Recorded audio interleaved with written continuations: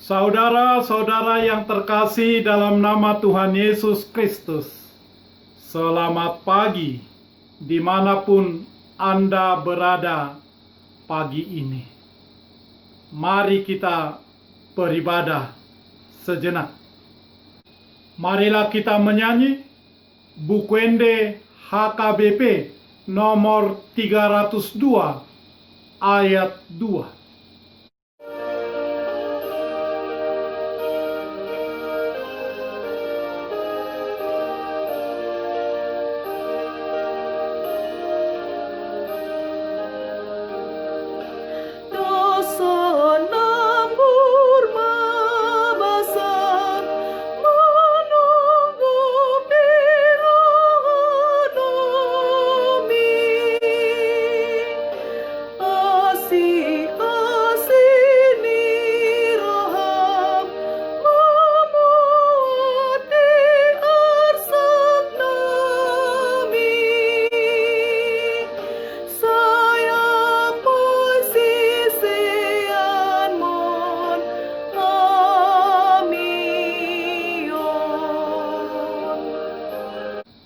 Kasih karunia dan damai sejahtera dari Allah Bapa dan dari Kristus Yesus Tuhan kita menyertai saudara-saudara.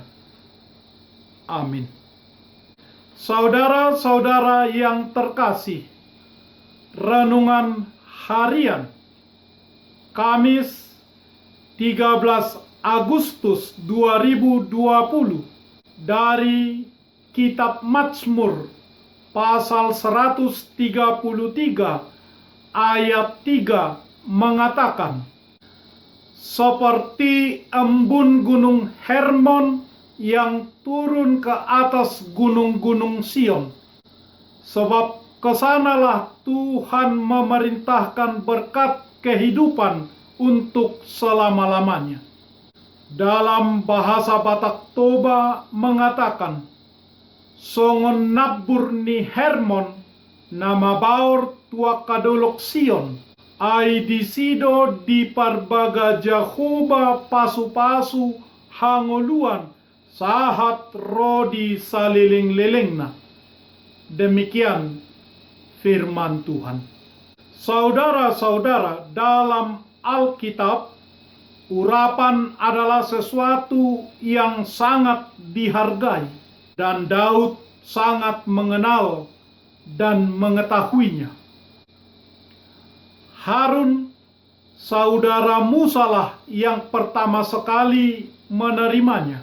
Saat Harun diurapi, urapan pertama sekali mengalir di kepalanya, dan itu boleh menggambarkan kepemimpinannya. Tetapi kemudian minyak urapan tersebut mengalir ke seluruh tubuhnya, dan itu menggambarkan kepada siapa saja yang dipimpinnya, yang dilayaninya. Tuhan menginginkan kepemimpinan untuk menerima urapan terlebih dahulu dan kemudian mengalirkannya kepada seluruh yang dipimpinnya. Semua keluarga akan menjadi bersemangat ketika seorang hamba Tuhan datang ke rumah mereka untuk mengurapi salah seorang dari anggota keluarga tersebut, sebagaimana pernah dirasakan oleh keluarga Isai. Samuel datang untuk mengurapi Daud. Sebagai umat Tuhan yang ditebus oleh Yesus Kristus, kepemimpinan Tuhan Yesus Kristus mengalir kepada semua gerejanya, kepada semua jemaatnya. Rohnya tercurah. Daud menulis Mazmur ini karena Daud sendiri diurapi. 1 Samuel 16 ayat 13. Dia mengerti bahwa urapan yang dia terima mengarahkannya untuk tunduk kepada otoritas Tuhan. Daud paham betul ancaman dari sifat destruktif perpecahan. Maka Daud berkata, "Sungguh alangkah baik dan indahnya apabila saudara-saudara diam bersama dengan rukun." Nabi Amos juga pernah berkata, "Berjalankah dua orang bersama-sama jika mereka belum berjanji?" Amos 3 ayat 3. Dan Rasul Paulus juga berkata, "Dan berusahalah memelihara kesatuan roh oleh karena ikatan damai sejahtera." Efesus pasal 4 ayat 3. Kerukunan, keselarasan hanya terjadi jika kita menyatu dalam roh. Selanjutnya, Rasul Paulus mengatakan, "Hendaklah hidupmu berpadanan dengan Injil Kristus, supaya apabila aku datang, aku melihat, dan apabila aku tidak datang, aku mendengar bahwa kamu teguh berdiri dalam satu roh, dan sehati sejiwa berjuang untuk iman yang timbul dari berita Injil." Filipi pasal 1 ayat 27. Daud mengerti bahwa di tempat tidak ada kerukunan, urapan Tuhan tidak dapat mengalir dengan bebas, dan hal-hal supernatural menjadi terhalang. Ketika itu, meskipun Daud adalah calon raja yang diurapi, dia memahami pentingnya penyelarasan dan dia menyayangkan keadaannya yang tidak selaras dan rukun dengan raja berkuasa saat itu, yaitu Saul. Daud sangat menghargai dan menghormati urapan Tuhan yang diterima oleh Saul.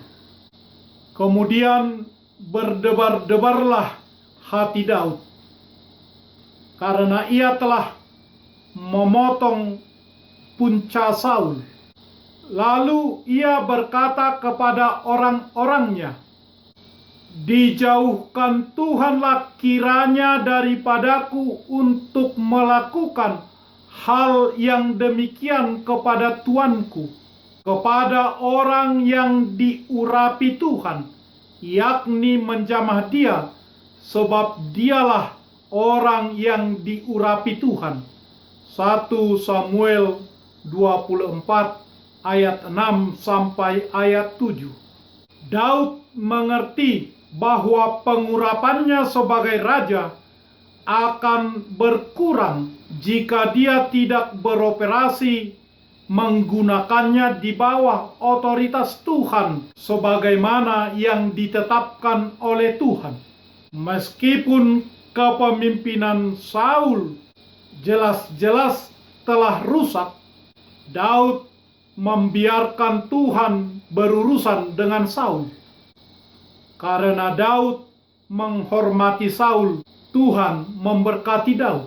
Akhirnya, oleh urapan Tuhan, Daud mempersatukan kerajaan Israel Raya dan bahkan memperluasnya. Saudara-saudara yang terkasih, dalam Mazmur renungan harian ini, kita melihat intensitas kerukunan karena curahan Roh Kudus Tuhan harus kita pelihara, baik di rumah, di masyarakat, di gereja. Alangkah baiknya dan indahnya apabila saudara-saudara diam bersama dengan rukun. Firman Tuhan ini berlaku di setiap tempat kehidupan. Marilah hidup rukun. Amin. Marilah kita berdoa. Ya Tuhan Allah Bapa yang Maha Pengasih, kami berdoa kepadamu bukan karena kebenaran kami, melainkan hanyalah karena belas kasihan-Mu yang besar. Kasihanilah dan ampunilah segala dosa dan kesalahan kami. Bangunkanlah hati dan jiwa kami, supaya kami disanggupkan diam bersama dengan rukun, dan kami beroleh hidup yang baru di dalam nama Yesus Kristus Tuhan kami. Amin. Marilah kita menyanyi buku nyanyian HKBP nomor 302 ayat 2.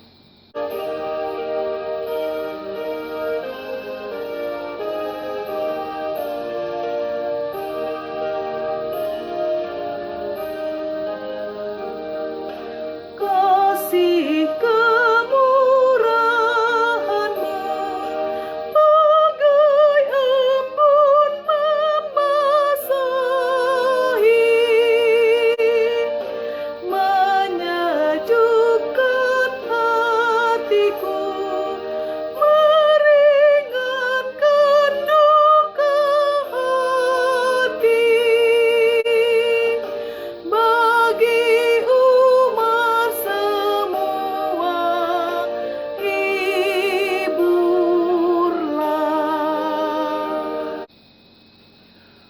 Anugerah Tuhan kita Yesus Kristus, kasih setia Allah Bapa, dan persekutuan dengan Roh Kudus menyertai saudara-saudara. Amin.